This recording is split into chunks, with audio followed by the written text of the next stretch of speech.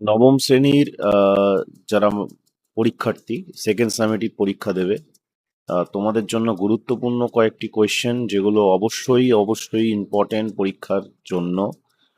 যে স্কুলেরই পরীক্ষার্থী হও না কেন, আমি তৃতীয় অধ্যায় থেকে এই কয়েকটি কোয়েশ্চেন, যেমন অক্ষরেখা ও দ্রাঘিমা রেখার মধ্যে পার্থক্য, স্থানীয় সময় প্রমাণ সময়ের পার্থক্য, এই কোয়েশ্চেনটা কিন্তু আমি 5 স্টারে রাখবো। এই অক্ষাংশ, আম, আম, প্রমাণ সময় ও দ্রাঘিমা স্থানীয় সময়, প্রমাণ সময় স্থানীয় সময়ের পার্থক্য, এই যে প্রশ্নটা, এটা কিন্তু 5 স্টারে থাকবে, খুব গুরুত্বপূর্ণ কোয়েশ্চেন। এর সাথে প্রতিপাদ্য স্থানও কিন্তু 5 স্টারে থাকবে, প্রতিপাদ্য স্থান, এটাও কিন্তু খুব গুরুত্বপূর্ণ কোয়েশ্চেন। প্রতিপাদ্য স্থান, আহ, এটা পড়তে হবে। তার সাথে মহাবৃত্ত, এটাও গুরুত্বপূর্ণ কোয়েশ্চেন। আমি প্রতিপাদ্য স্থান, এই কোয়েশ্চেনটাও কিন্তু 5 স্টারে রাখবো। এর ওপর কিন্তু ভিডিও বানানো আছে গ্রুপে, যদি কোনো কনসেপ্টের প্রয়োজন হয় এর উপরে ভিডিও রয়েছে। প্রতিপাদ্য স্থান, মহাবৃত্ত, এর উপরেও ভিডিও রয়েছে। এগুলো খুবই গুরুত্বপূর্ণ, খুবই গুরুত্বপূর্ণ। আন্তর্জাতিক তারিখ রেখার উপরেও ভিডিও রয়েছে। এগুলো কিন্তু খুব সুন্দরভাবে রেডি করে যেতে হবে। সময় অঞ্চল কি, অক্ষাংশ অক্ষরেখার পার্থক্য কি, তৃতীয় অধ্যায় থেকে এই কয়েকটা কোয়েশ্চেন কিন্তু খুব ভালো করে করতে হবে। এদিকে আমরা চতুর্থ অধ্যায়ে যদি যাই, ভঙ্গিল পর্বতের উৎপত্তিতে পাত সংস্থান তত্ত্বের ব্যাখ্যা ও মহীখাত তত্ত্বের ব্যাখ্যা, যে কোনো একটা আসবে। এবং এটা 5 স্টারে রাখবো এই কোশ্চেনটা। চতুর্থ অধ্যায়, ভঙ্গিল পর্বতের উৎপত্তিতে পাত সংস্থান তত্ত্বের ব্যাখ্যা, এবং এটা আমরা আহ, যে কোনো একটা আসতে পারে পরীক্ষার জন্য। এবং তোমার মহীখাত তত্ত্বের ব্যাখ্যা,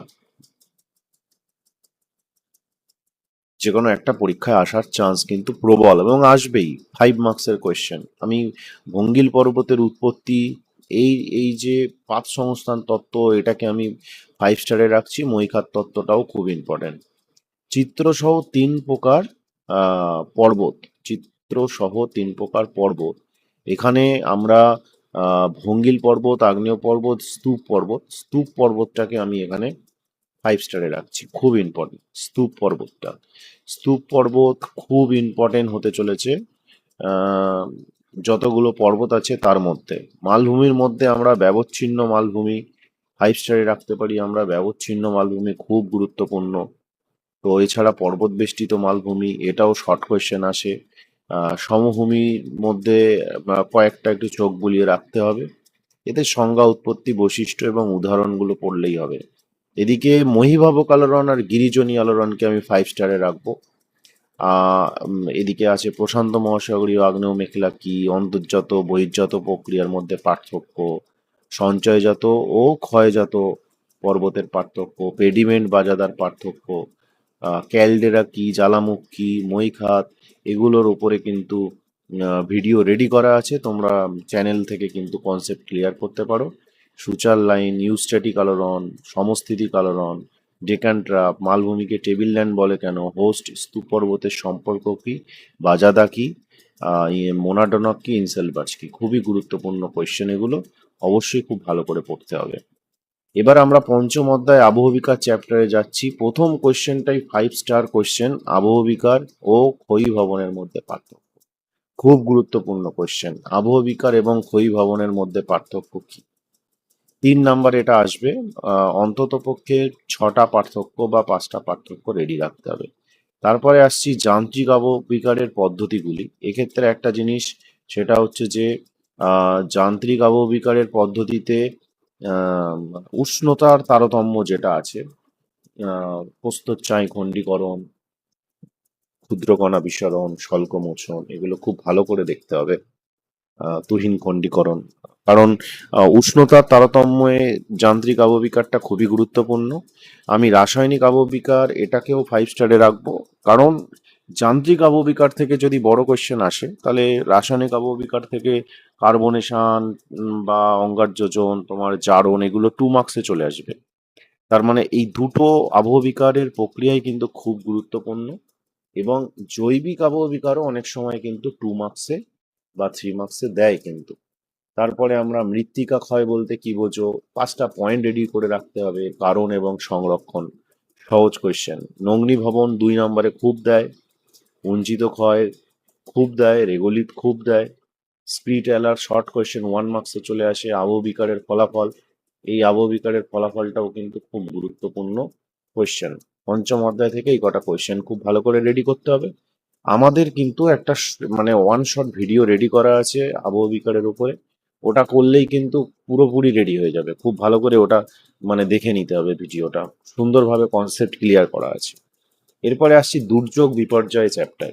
অনেকের আছে দুর্যোগ বিপর্যয়, তো সেখানে দুর্যোগ বিপর্যয় বলতে কি বোঝো, প্রকারভেদ উদাহরণ সহ আলোচনা করো। এটা তো অবশ্যই ইম্পর্টেন্ট কোয়েশ্চেন। আমি পার্থক্যটা 5 স্টারে রাখবো। দুর্যোগ বিপর্যয়ের পার্থক্য এই অধ্যায়ের সব থেকে গুরুত্বপূর্ণ কোয়েশ্চেন এটাই। এছাড়া কিছু কোয়েশ্চেন যেমন বিপর্যয় ব্যবস্থাপনা বলতে কি বোঝো, এটা আমি 5 মার্কসে রাখবো, 5 স্টারে রাখবো।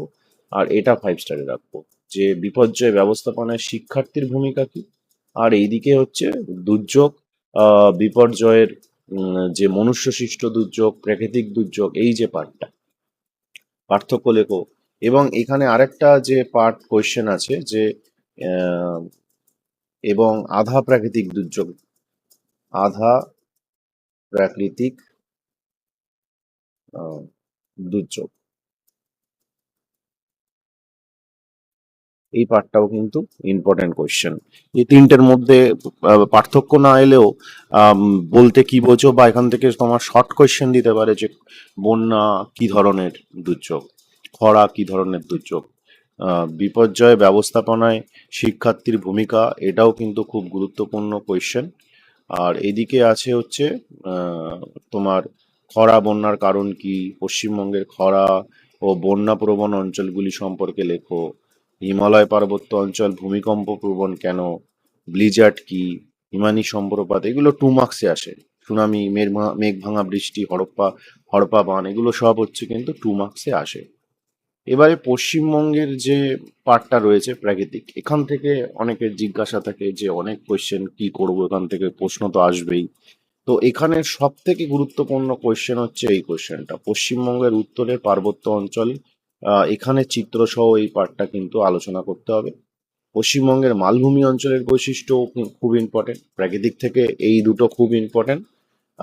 এর সাথে এই যে ভূপ্রকৃতির পার্ট বাদে জলবায়ুর পার্ট থেকে কিন্তু পশ্চিমবঙ্গের জলবায়ুতে মৌসুমী বায়ুর প্রভাব, এই পরপর 3টে কোয়েশ্চেনের মধ্যে একটা কোয়েশ্চেন তোমার পরীক্ষায় আসবেই যাদের পশ্চিমবঙ্গ প্রাকৃতিক আছে, দিতে বাধ্য। এছাড়া এদিকে পশ্চিমবঙ্গের জলবায়ুর বৈশিষ্ট্যগুলি আলোচনা করো, নদ নদী সম্পর্কে লেখো, স্বাভাবিক উদ্ভিদ এবং মৃত্তিকা 3টে করে রেডি করবে। টরাই ডুয়ার্স অনেক সময় 3 মার্কসে দিয়ে দেয়, টরাই ডুয়ার্সের ভূপ্রকৃতি নদ নদী 3 মার্কসেও দিতে পারে। আর এই উত্তরবঙ্গের নদী দক্ষিণবঙ্গের নদীর পার্থক্য লেখো, খাদার ভাঙ্গাড়ের পার্থক্য ইম্পর্টেন্ট। এছাড়া এদের পার্বত্য জলবায়ু, মালভূমি জলবায়ু, উপকূলীয় জলবায়ুর পার্থক্য। 2 নম্বরে কালবৈশাখী খুব আসে, আশ্বিনের ঝড় আসে, পশ্চিমী ঝঞ্ঝা আসে, ম্যানগ্রোভ উদ্ভিদ আসে, বরেন্দ্রভূমি, বাগড়ি অঞ্চল, তাল, ভাবর, রাঢ় অঞ্চল, ত্রাসের নদী, ডুংরি, এগুলো 2 মার্কসে কিন্তু খুব আসে, এগুলো রেডি করতে হবে। তো পশ্চিমবঙ্গ থেকে এই কটা কোয়েশ্চেন খুব ভালো করে দেখে রাখো, ভিডিও রেডি করা রয়েছে, তোমরা ভিডিওগুলো দেখে নিও, কনসেপ্টগুলো ক্লিয়ার হবে। আশা করি তোমাদের পরীক্ষা ভালো হবে, খুব সুন্দরভাবে রেডি করো। এই সাজেস্টিভ কোয়েশ্চেনগুলোর মধ্যেই তোমার পরীক্ষায় কিন্তু ম্যাক্সিমাম প্রশ্ন আসবে। ভালো থেকো।